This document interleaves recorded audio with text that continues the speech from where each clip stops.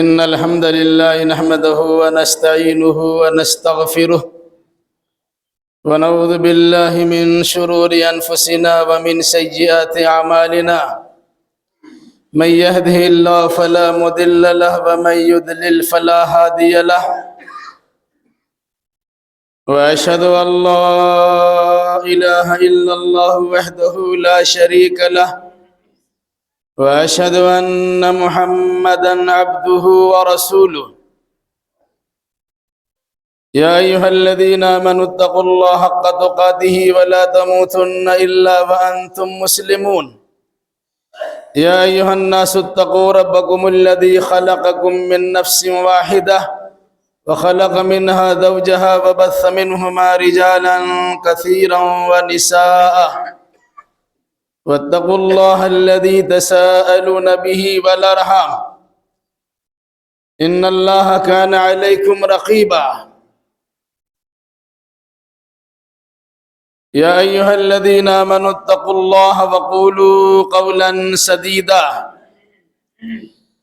يصلح لكم أعمالكم ويغفر لكم ذنوبكم ومن يطع الله ورسوله فقد فاز فوزا عظيما أما بعد فإن خير الحديث كتاب الله وخير الهدي هدي محمد صلى الله عليه وسلم وشر الأمور محدثاتها وكل محدثة بدعة وكل بدعة ضلالة وكل ضلالة في النار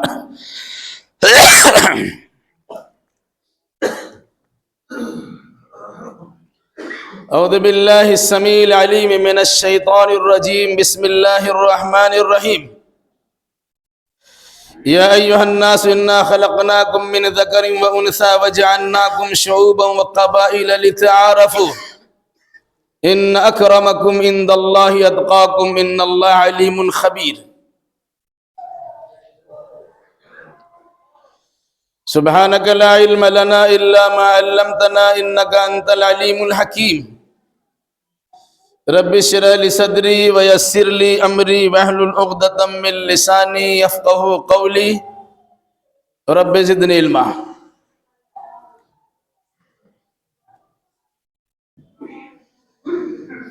تعریف و توصیف کے لائق وہ وحدہ لا شریک حکم الحاکمین ہے جو سارے جہان کا تنہا خالق و مالک و رب العالمین ہے درود و سلام نازل ہو جملہ انبیاء کرام علیہم السلام پر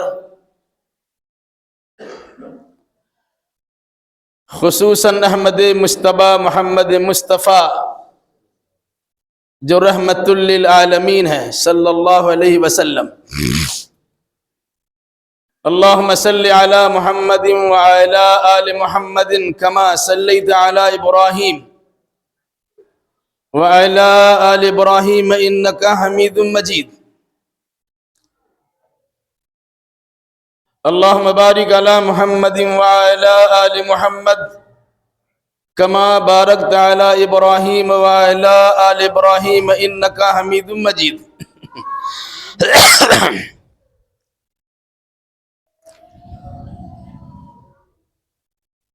بزرگوں نوجوان ساتھیوں پردہ نشی ماں اور بہنوں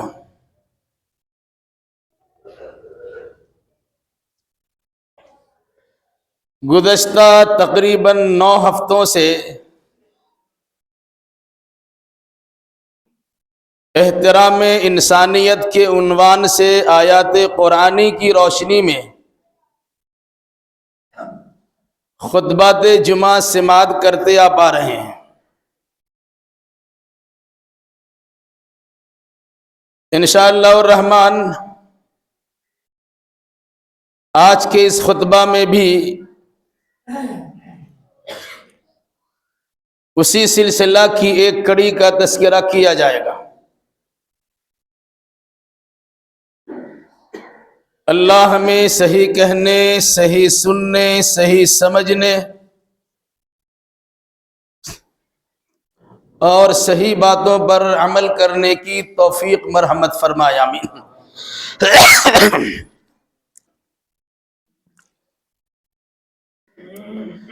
اسی مناسبت سے سورہ حجرات کی ایک آیت کریمہ کی تلاوت کی گئی ہے۔ سب سے پہلے تلاوت کردہ آیت کریمہ کا بالکل ہی سیدھا سادہ ترجمہ سماعت فرما لیں۔ یا ایہا الناس، اے لوگو،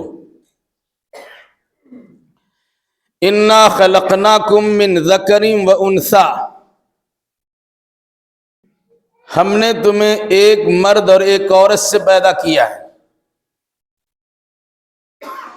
وَجَعَلْنَاكُمْ شُعُوبًا وَقَبَائِلَ، اور ہم نے تمہیں خاندانوں اور قبیلوں میں بانٹ دیا ہے۔ لِتَعَارَفُوا، تاکہ تم ایک دوسرے کا تعارف کر سکو، ایک دوسرے کو پہچان سکو۔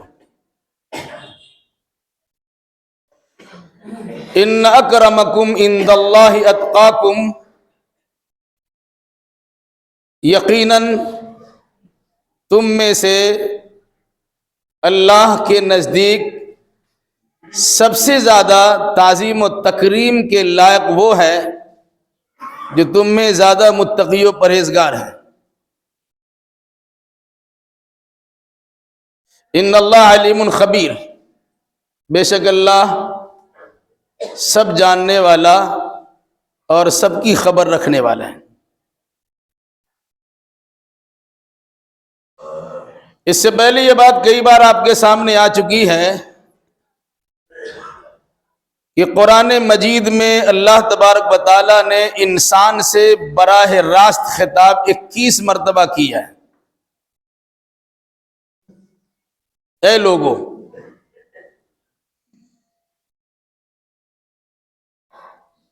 مختلف انداز میں، مختلف طریقہ کار سے انسان کی انسانیت کا تذکرہ کیا گیا ہے۔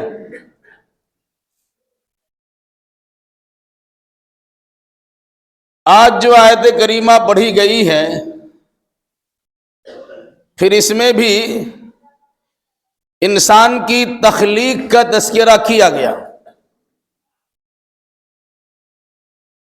ساری کائنات، چاہے دنیا کے جس خطے میں انسان بس رہے ہوں، سب کے سب ایک ماں اور ایک باپ کی اولاد ہیں۔ بنیاد حضرت آدم علیہ السلام ہے، ان کے بائیں پسری سے حضرت حوا کو نکالا گیا، ان دونوں کا میل ملاپ ہوا، توالد و تناسل کا سلسلہ جاری ہوا۔ عورت و مرد پر مشتمل بے انتہا انسان کو اللہ نے روئے زمین پر پھیلا دیا۔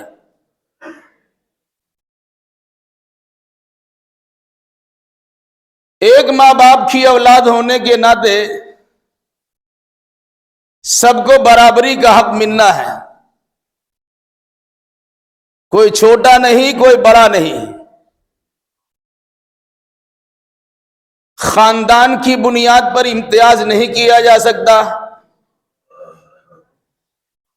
رنگ و نسل کی بنیاد پر فرق واقع نہیں ہو سکتا،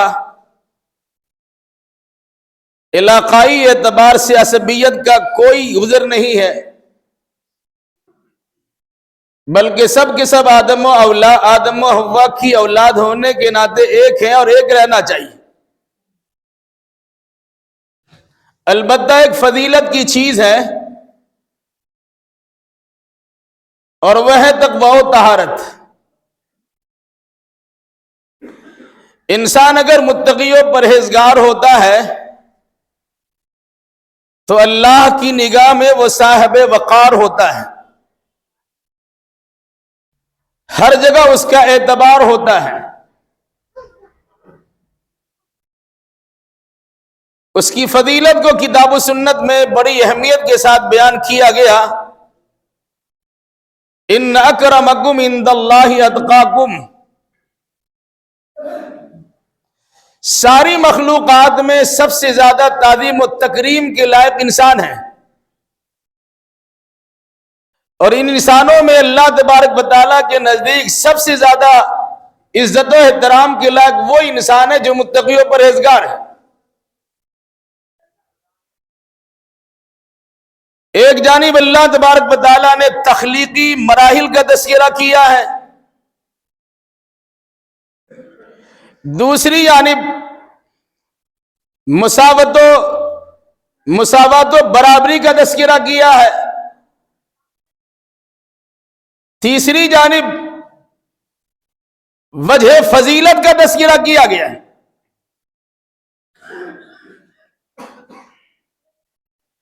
انسان اگر اس حقیقت کو سمجھ جائے، ہم سب آدم کی اولاد ہے، پھر کسی کو کسی پر بڑائی کے اظہار کا کوئی حق ہی نہیں ہوگا۔ نہ مسلم اور غیر مسلم کے درمیان مسئلہ کھڑا ہوگا، نہ مسلمانوں کے مختلف تنظیموں اور مسلکوں کے درمیان اختلاف کھڑا ہوگا۔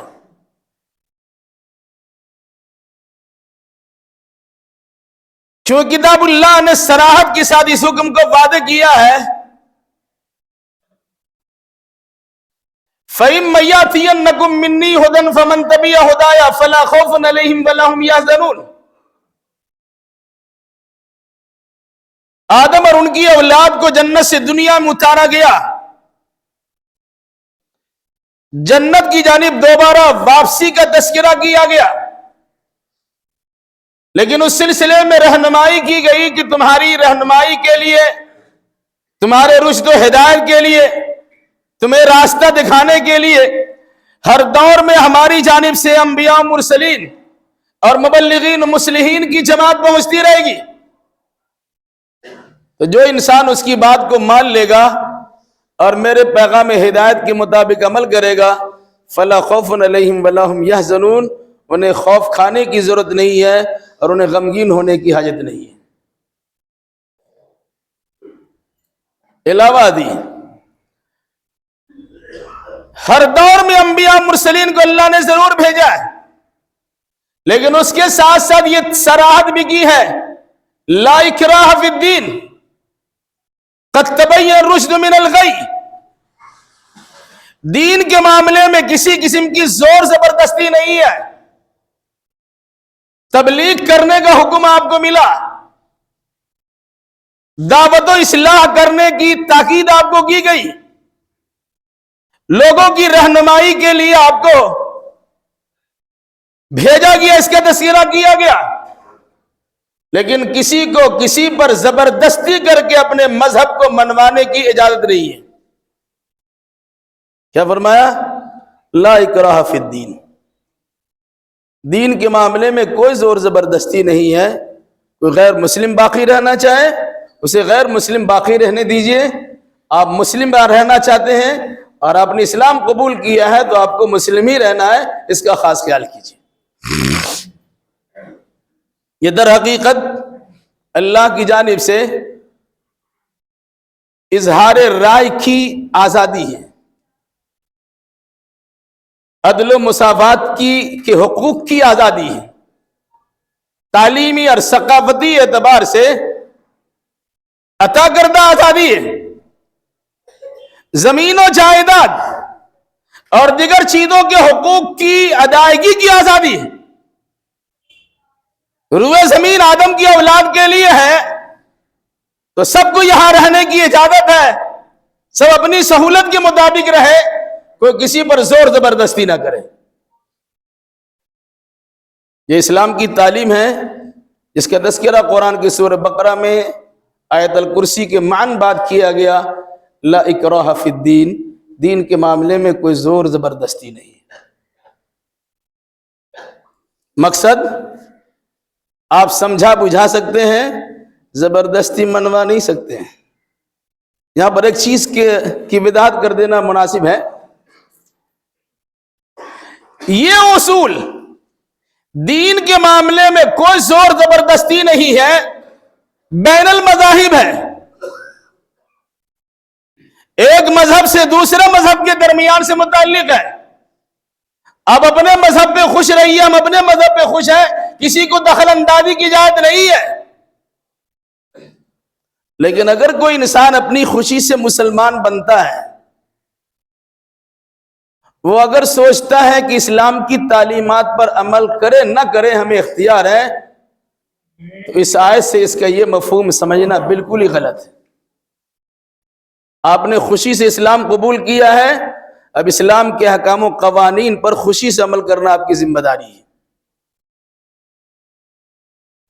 دوسرے مذہب کے لوگوں کو زور زبردستی اپنے مذہب میں داخل نہیں کر سکتے، لیکن اگر آپ اپنے مذہب کے ماننے والے ہیں تو اپنے مذہب کے ماننے والے افراد کو زور زبردستی اس پر عمل کرا سکتے ہیں. اگر کسی سے کوئی بات کہیے، یہ یاد پیش کرتے ہیں کہ بھئی کسی پر زور کرنے کی اجازت، ہمارا بچہ نماز نہیں پڑھتا ہے، بچی نماز نہیں پڑھتی ہے، اور یانت کی شکار ہے، الٹی سیدھی حرکتیں کرتی ہے، ہم اس پہ زور زبردستی نہیں کر سکتے. اس آیت کا غلط مفہوم ہے، یہ دوسرے مذہب کے لیے ہے، آپسی معاملات میں نہیں ہے. یہی وجہ ہے یہ کہا گیا بچہ ہو یا بچی 7 سال کی ہو جائے اسے نماز پڑھنے کا حکم دیجیے.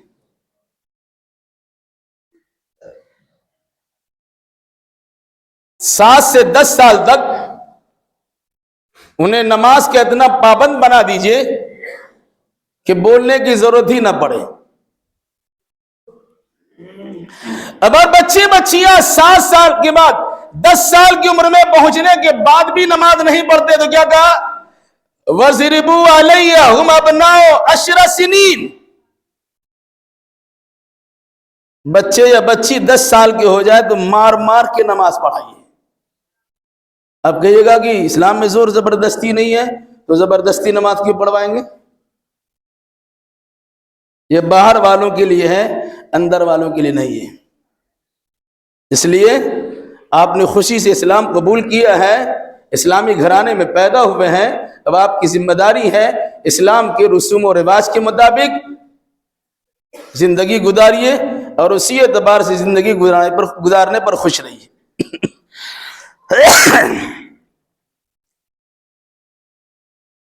7 سال کے بچے بچی کو نماز کا حکم کون دے گا؟ وہ خود نماز نہیں پڑھتے، گارجین تو بچوں سے نماز کیا پڑھوائیں گے؟ 10 سال کی عمر میں بچے بچیاں نماز نہ پڑھے تو مار مار کے نماز پڑھوائے. کون پڑھوائے گا؟ جو خود نماز نہیں پڑھتا ہے. اس میں تاریخ و اشارہ ہے گارجین پر بھی کہ خود بھی نماز کا پابند ہوئیے اور اپنے بچوں کو بھی نماز کا پابند بنوائیے.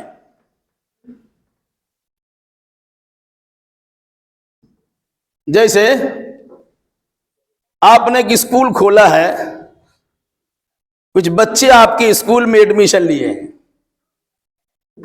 اسٹوڈنٹس اور طالب علم تو بہت سارے ہیں جو دوسرے اسکول میں پڑھتے ہیں. اپنے اسکول کے قانون کو دوسرے اسکول کے بچوں پر نافذ نہیں کر سکتے. آپ کا یونیفارم الگ ہے، آپ کے پڑھنے پڑھانے کا وقت الگ ہے، آپ کا تعلیمی نصاب الگ ہے. اب سوچئے گا یہی دوسرے پر تھوپ دیا جائے تو نہیں کر سکتے ہیں. لیکن آپ نے اپنے اسکول کا جو نظام بنایا ہے اس اسکول کے مطابق اگر کوئی خلاف ورزی کرتا مطابق نہیں چلتا ہے تو پوری سختی کرنے کا آپ کو اختیار ہے. اسی طریقے سے دنیا کے دیگر مذاہب میں زور زبردستی کا اختیار آپ کو نہیں ہے. لیکن اگر آپ نے اپنے آپ کو مسلمان بنایا ہے، اسلام کا پابند بنایا ہے، اسلامی اسکول میں اپنا اندراج کروایا، نام لکھوا لیا ہے، تو آپ کو اسلام کے مطابق عمل کرنا ہوگا. تو لا اکراہ فی الدین کا غلط مفہوم نہیں بتانا چاہیے. حدیث و قرآن کی روشنی ہی میں حدیث و قرآن کا مفہوم متعین کرنا چاہیے. ہر شخص اپنے اپنے انداز میں اس کی تعویل کرتا ہے، اس کی تعبیر کرتا ہے، اس کی تفسیر و توضیح کرتا ہے، یہ کسی بھی صورت میں جائز نہیں ہے. کیا فرمایا؟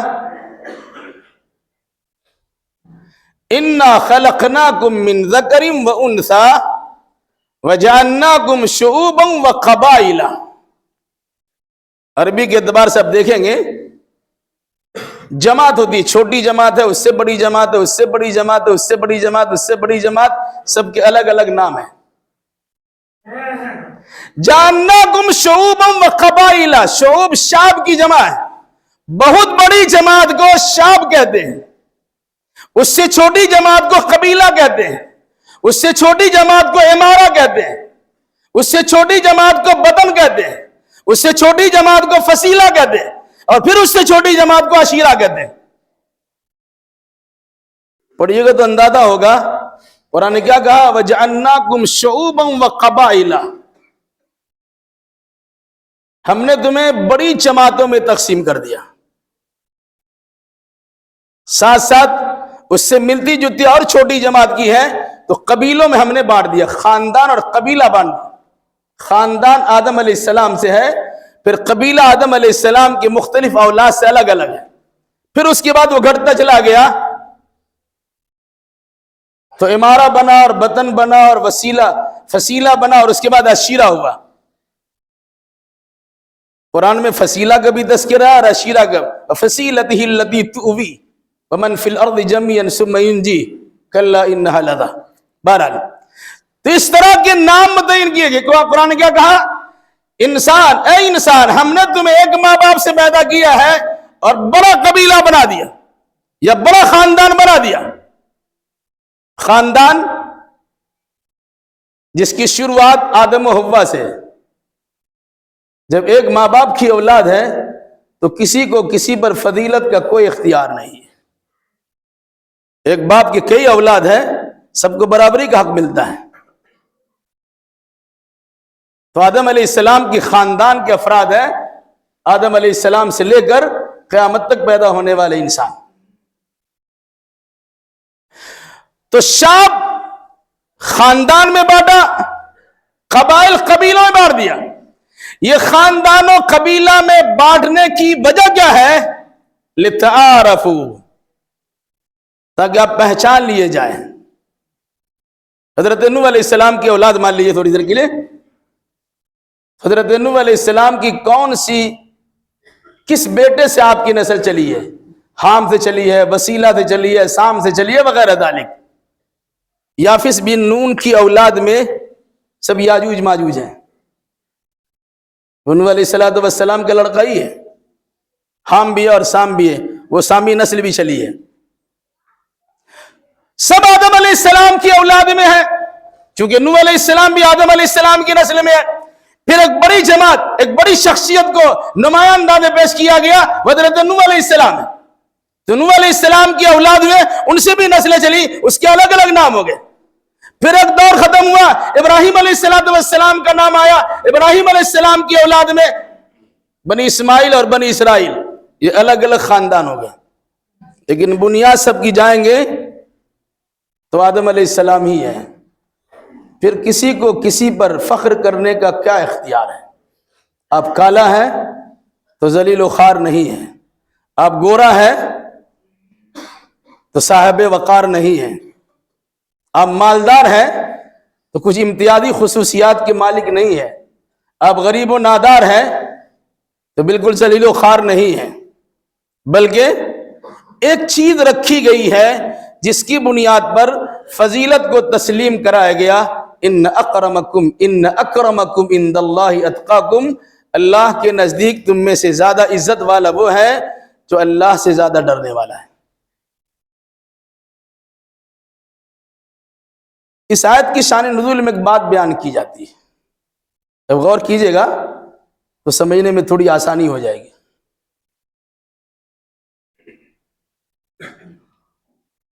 ہجرت کے 8ویں سال مکہ فتح ہوا، رسول اکرم صلی اللہ علیہ وسلم کو ہجرت کرنے پر مجبور کیا گیا، اب مکہ سے مدینہ تشریف لے آئے۔ 7 سال کا زمانہ گزرا، 8ویں سال میں آپ داخل ہوئے، اللہ کی جانب سے فتح مکہ نصیب کیا گیا۔ فتح مکہ کے دن رسول اکرم صلی اللہ علیہ وسلم نے آذان بلالی کے لیے حضرت بلال کو منتخب کیا اور کہا کعبہ کی چھت پہ چڑھ کے اذان دے دو۔ انہوں نے آزان دے دی. کچھ لوگوں نے کہا کہ محمد کو ہی کوا کالا کلوٹا غلام ہی ملا تھا آزان دینے کے لیے.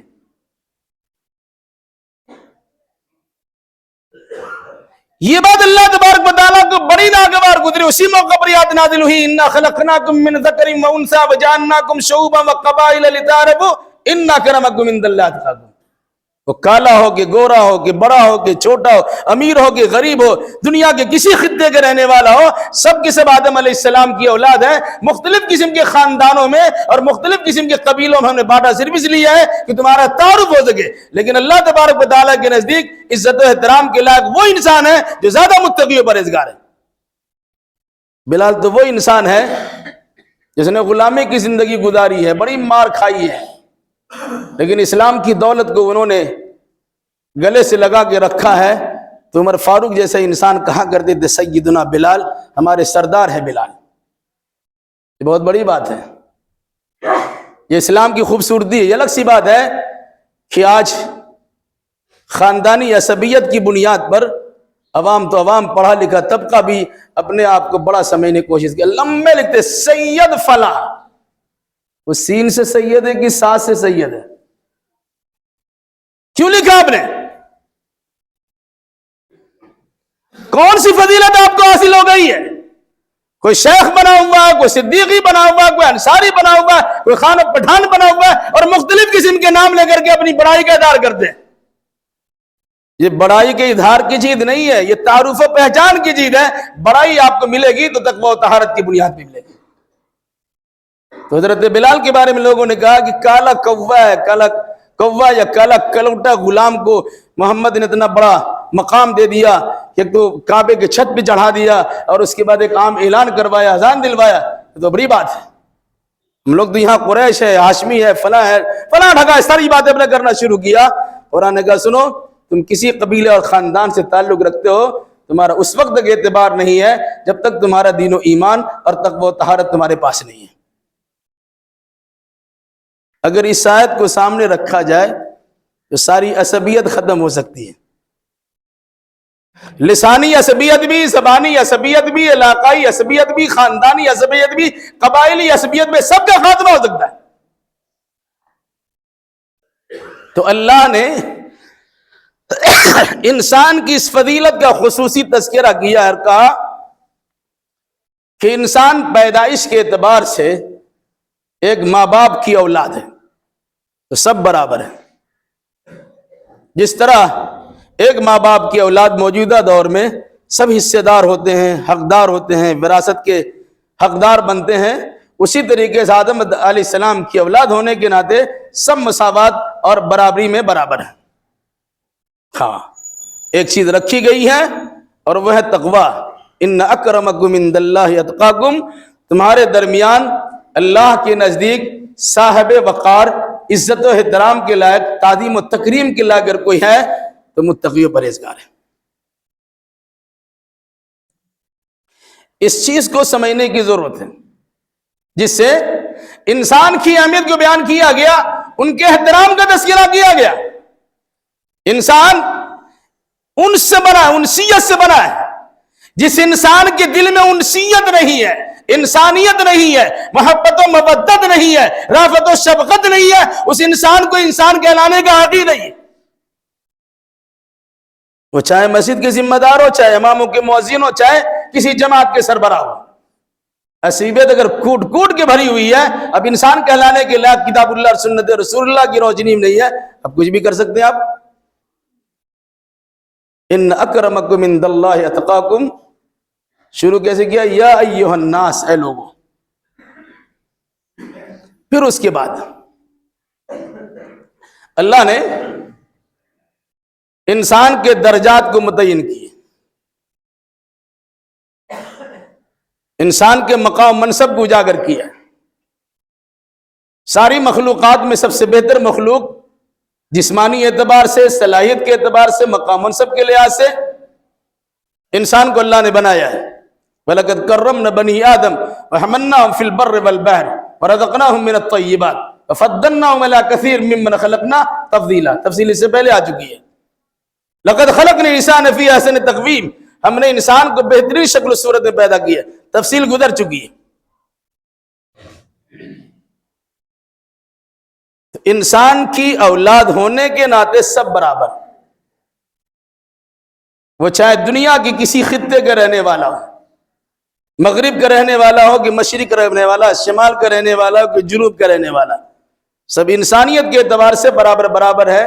یہ برابری کا حق دیا اللہ تبارک و تعالیٰ نے۔ پھر انسان کو اللہ نے جو شعور و آگہی بخشی ہے، جو علم معرفت عطا کی ہے، جس انسان کو عصبیت سے دور رکھا گیا، مذہبی منافرت سے پاک رکھا گیا، وہ تمام تر اختلافات کے باوجود ایک ساتھ زندہ رہنا اپنے لیے شرف اور فضیلت کی بات سمجھتا ہے۔ اب اگر اس حقیقت کو سمجھنا چاہیں تو جنوری کا مہینہ ہندوستان کی تاریخ میں، یا اگست کا مہینہ ہندوستان کی تاریخ میں دو اہم مہینے مانے جاتے ہیں، اور ان کی دو تاریخیں اہم تاریخ مانی جاتی ہیں۔ 15 اگست 1947 آزادی کا دن مانا جاتا، 26 جنوری 1950 دستور ہند کے نفاذ کا دن مانا جاتا، یوم جمہوریہ تسلیم کیا جاتا۔ اور کیجئے گا،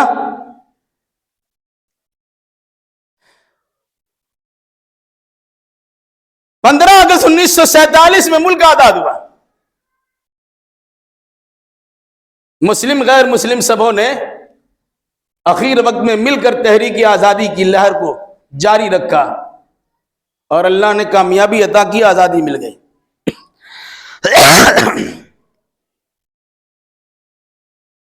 29 اگست 1947 میں یہ رائے پاس ہوئی،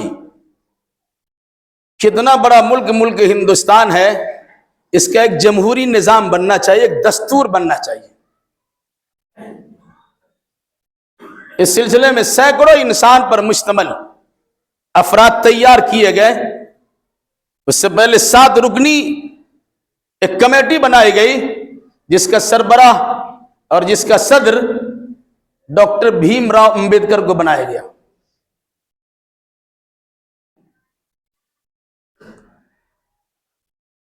چھبیس نومبر 1949 میں باضابطہ یہ دستور تیار ہو گیا۔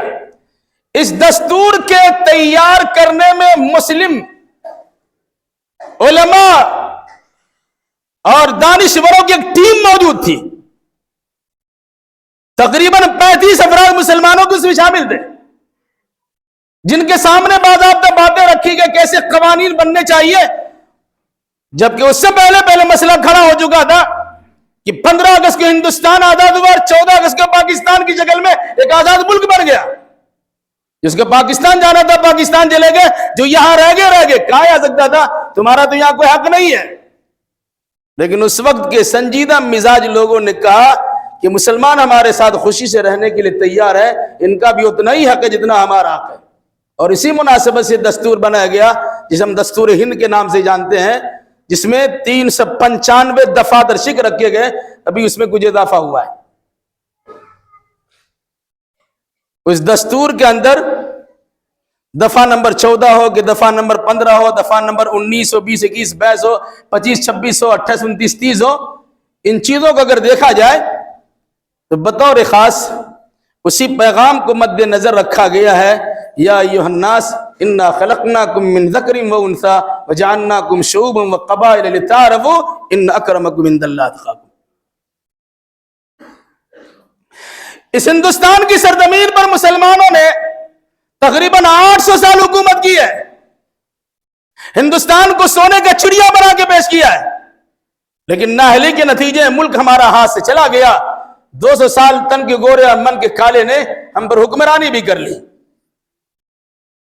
اور پھوٹ ڈالو، لڑائی کراؤ، ہر حکومت کرو کہ اصول کے مطابق اپنا سارا کارنامہ انجام بھی دے لیا۔ پھر بھی اللہ کے فضل و کرم سے وہی مدارس کے علماء اور وہی مدارس کے طلباء جو غیر مسلموں کی نگاہ میں تو کھٹکتے ہی ہیں، سرمایہ دار مسلمانوں کی نگاہوں میں بھی کانٹا بنا ہوا ہے. وہ قرآن کی تلاوت کر رہا ہے, آواز آتی ہے جہاد کے لیے کھڑے ہو جاؤ, کھڑے ہو جاتے ہیں. وہ مسند درد سے بر جلوہ افروز, وہ مدارس کی چٹائی کو توڑنے والے بوریاں نشی افراد, جنہوں نے اسلام کے ساتھ ساتھ اپنے ملک کی سالمیت کا بھی خیال رکھا کہ امن و امان کی بحالی کی جائے اور آزادی کے ساتھ زندگی گزارنے کے مواقع فراہم کیے جائے. برادران وطن کی جانب سے بھی انہیں ترچھی نگاہ سے دیکھا جاتا ہے. اور حد تو یہ ہے کہ مسلمانوں کا دیندار طبقہ بھی مدارس کو سمجھتے کہ ہمارے زکوٰۃ خور ہیں, وہ چندے پہ پڑھنے والے افراد ہیں. یاد رکھیے وہی مدارس اسلامیہ ہیں جو آپ کو حلال کمائی کا درس دیتا ہے یا آپ کے مال کو حرام سے بچا کے حلال بناتا ہے. ورنہ توفیق تو نہیں ملے گی کہ ہم مدارس کی خواب چھانیے, وہاں تک پہنچنے کی کوشش کیجئے اور ضرورت مند مدارس تک اپنی زکوٰۃ و صدقات کے رقم کو پہنچائیے. وہ جان کو جوخم میں ڈال کر, وہ مشکلات سے دوچار ہو کر, وہ مختلف قسم کے پریشانی سے مبتلا ہو کر آپ کی خدمت میں آ کر بھیک کی طرح مانگنا شروع کرتے ہیں, اور آپ دیتے بھی ہیں تو ان کے خلاف بغاوت بھی کرتے ہیں, ان کے خلاف الٹی سیدھی باتیں بھی کرتے ہیں. اور آپ کو تو ان کا ممنون مشکور ہونا چاہیے. وہ ہمیشہ سے آپ کی رہنمائی کرتے چلے آ رہے ہیں, آپ کی دستگیری کرتے چلے آ رہے ہیں, آپ کی دینی اور دنیاوی مسائل کو سلجھاتے ہوئے چلے آ رہے ہیں.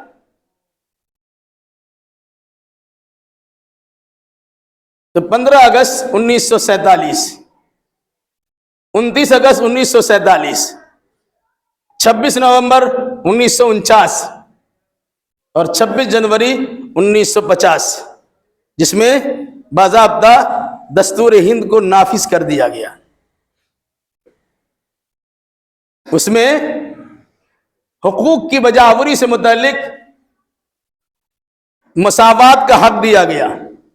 جس طرح بڑی تعداد میں غیر مسلم کے ہونے کے باوجود جیسا اس کو ہندوستان کی سرزمین پر رہنے سہنے جینے کا حق ہے, اسی طریقے سے چھوٹی بڑی جتنی بھی اقلیتیں ہیں ان تمام کو اسی برابری کے ساتھ جینے کا حق ہے. یہ دفعہ 14 اور 15 میں پڑھیے, صراحت کے ساتھ موجود ہے. علاوہ اس کے ایک آزادی ہے, حقی آزادی, ایک عام آزادی ہے جس میں آپ کو احتجاج کرنے کا حق دیا گیا. آپ پر اگر ظلم ہوتا ہے, چاہے حکمراں طبقہ ظلم کرے, بڑا ظلم کرے, کوئی بھی ظلم کرے, آپ اس ظلم کے خلاف آواز اٹھانے کے لیے تیار ہے, ہو جائے. یہ آپ کو عام آزادی دی گئی ہے جس کا تذکرہ اگر آپ پڑھنا چاہیں گے تو 19, 20, 21, 22 میں پڑھ لیجئے. اور رہا مذہب کی آزادی, ہندوستان میں بے شمار مذاہب کے لوگ بستے ہیں. ہندو, مسلم, سکھ, عیسائی, 4 تو بڑے مشہور جو ہمارے زبان پہ زد ہے, اور بہت ساری جماعتیں ہیں, بہت سارے مذہب کے ماننے والے ہیں. ہر ایک کو یہ حق دیا گیا کہ اپنے مذہب کے مطابق, اپنے کتاب کے مطابق, اپنے لا کے مطابق زندگی گزاریے. 25 اور 26 دفعات میں ان چیزوں کی صراحت موجود ہے. پھر تعلیمی اعتبار سے آپ کو اختیار دیا گیا, تعلیمی اور ثقافتی میدان میں بھی آپ آزاد ہیں. اپنا تعلیمی ادارہ قائم کر سکتے ہیں, مساجد قائم کر سکتے ہیں, مدارس قائم کر سکتے ہیں, مندر بنا سکتے ہیں, گرجا بنا سکتے ہیں. یعنی جو جس مذہب کے ماننے والے لوگ ہیں اپنے مذہب کے اعتبار سے اپنی عبادت گاہ کی تعمیر کر سکتے ہیں, اس میں کسی قسم کوئی پابندی نہیں ہے. پھر اس کے بعد 28, 29, 30 وغیرہ میں جائیے گا, ان دفعات میں بطور خاص ان چیزوں کا خصوصی تذکرہ کیا گیا کہ آپ اس اعتبار سے بھی آزاد ہیں اور اس اعتبار سے بھی خود مختار ہیں کہ آپ کے ساتھ کسی قسم کی پریشانی لاحق ہوتی ہے تو جمہوری اصول کے مطابق اپنے کام کو انجام دے سکتے ہیں, چھوٹے سے لے کے بڑے تک اپنی شکایت کو پہنچا سکتے ہیں اور اپنے کارناموں کو انجام دے سکتے ہیں وغیرہ ذالک. تو یہ ملک ہمارا جمہوری ملک بنا. جمہوریت میں افراد کی گنتی ہوتی ہے, انسان کو وزندار دیکھا نہیں جاتا ہے.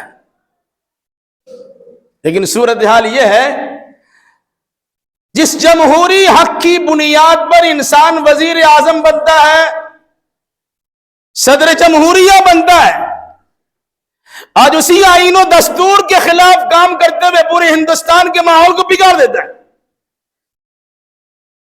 اور اس کی وجہ صرف یہ ہے کہ یہاں کے ہر شہری نے اپنے مقام و منصب کو پہچانا نہیں ہے اور اپنا حق کو جانا نہیں ہے, یا اپنا حق لینے کا طریقہ کار کو سیکھا اور پرکھا نہیں ہے. اس لیے ہمیں ایک جانب دیگر مذاہب کے ساتھ اچھے برتاؤ کرنے ہیں, تو دوسری جانب اپنی مسلکی عصبیت کا خاتمہ بھی کرنا ہے اور خاندانی شرافت اور لسانی عصبیت کو بھی دور کرنا ہے. ہم سب ایک اور نیک بن کے زندگی گزارے, اس دستور کے مطابق چلنا ہے. رہا معاملہ ہندوستان کی سرزمین پر, ہم نے چونکہ وہ کام انجام نہیں دیا ہے جو ہم پر ذمہ داری دی گئی تھی, اسی وجہ سے آج ہمارے سامنے پریشانی ہے. اور بارہا یہ بات کہی جا چکی ہے کہ آزادی کے ایام ہمیں ملے اور اپنے مذہب کی ترویج و اشاعت کا ہمیں موقع دیا گیا, ہم نے اپنے مذہب کی ترویج و اشاعت کی کوشش نہیں کی. صلح حدیبیہ کے موقع پر کفار و مشرکین مکہ نے مسلمانوں کو ایک مقام دیا, انہیں تسلیم کیا, آپ کو بھی زندہ رہنے کا حق ہے, آپ کو بھی حلیفانہ اور دوستانہ قائم کرنے کا اختیار ہے, آپ کو بھی دین کے فروغ اور اس کے نشر و اشاعت کرنے کا پورا پاور دیا گیا ہے.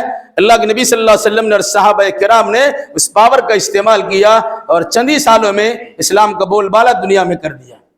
800 سال حکومت کرنے کے بعد بھی ہم نے اپنے وقار کو پہچانا نہیں اور ہم نے اپنے آپ کو کتاب و سنت کا پابند نہیں بنایا, دعوت و تبلیغ کے اصول کے مطابق عمل کرنا شروع نہیں کیا. نتیجے کے طور پر اللہ کی رحمت ہم سے روٹ گئی اور اللہ تبارک و تعالیٰ کا سایہ ہم سے گویا ہٹ گیا.